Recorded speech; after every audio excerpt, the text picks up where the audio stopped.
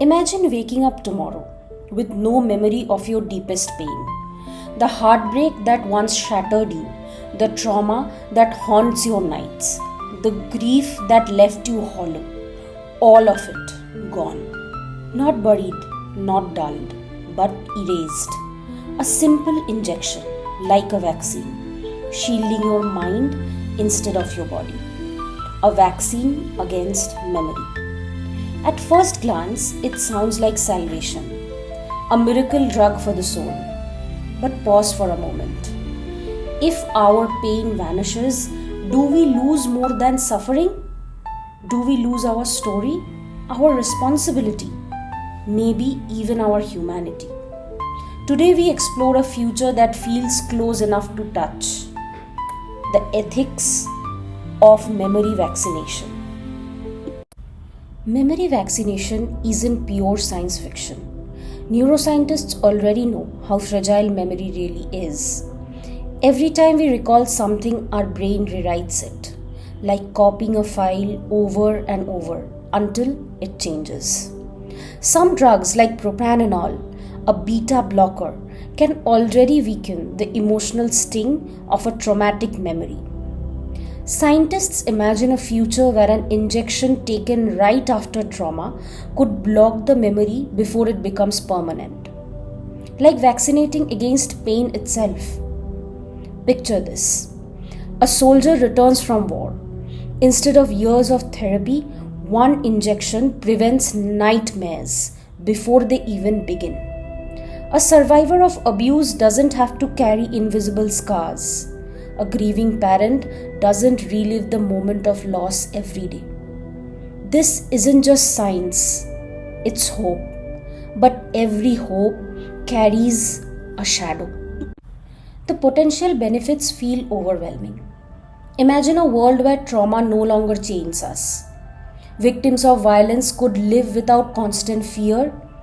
First responders could serve without paying with their sanity. Survivors of disasters could heal without carrying invisible wounds for decades. Even more, what if memory vaccination could break cycles of generational trauma?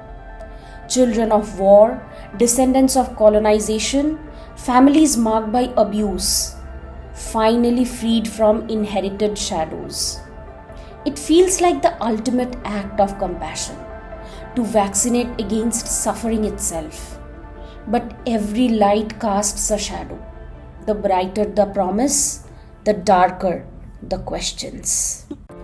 But here's the first question. Are we still ourselves without our pain?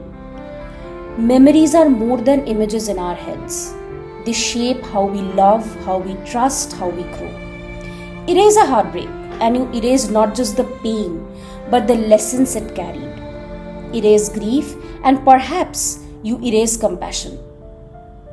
Philosopher Soren Kierkegaard wrote, "Life can only be understood backwards, but it must be lived forwards." If we cut out the backward glance, do we flatten life into something shallow? Think of your life as a book. Each memory is a chapter, some joyous, some agonizing.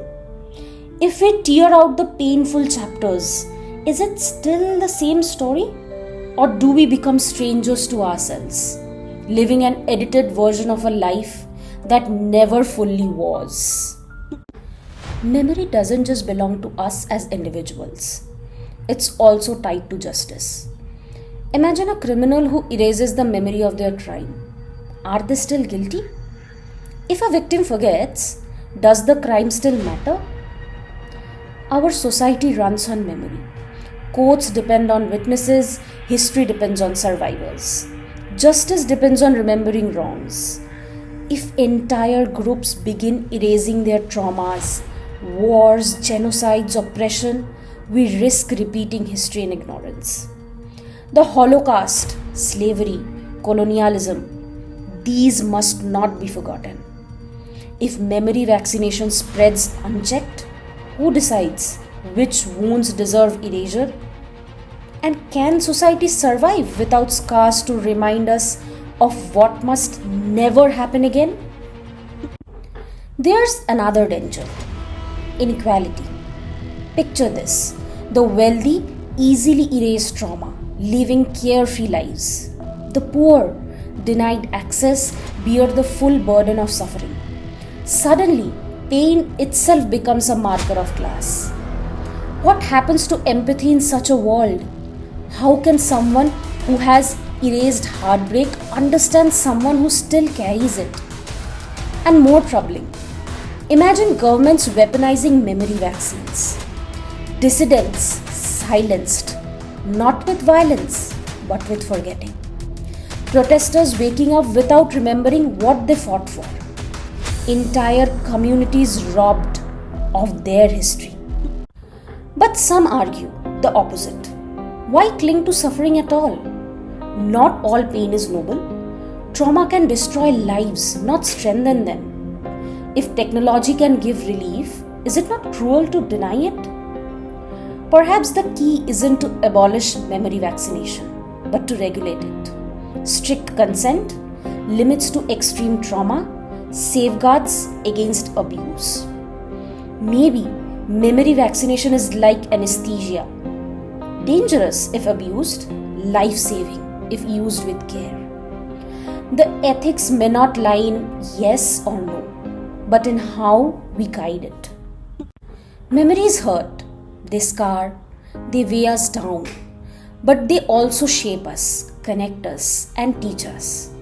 The dream of erasing pain is seductive, a clean slate for the soul. But every slate wiped clean erases a story. So here's the question. If a vaccine could erase your worst memory, would you take it? Or would you keep your scars as proof that you lived, learned, and endured? In the end, maybe the ethics of memory vaccination isn't about science at all. Maybe it's about who we are and who we dare to become.